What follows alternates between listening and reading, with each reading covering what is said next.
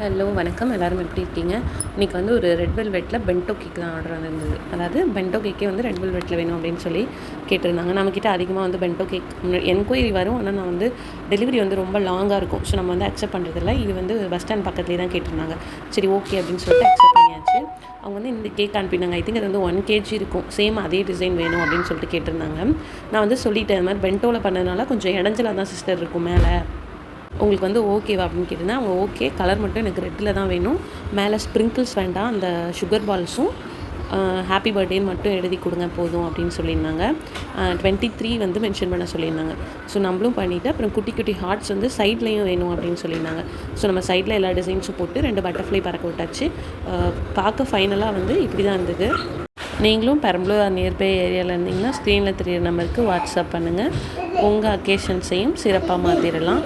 Thank you so much. Subscribe பண்ணுங்கள், share பண்ணுங்கள்.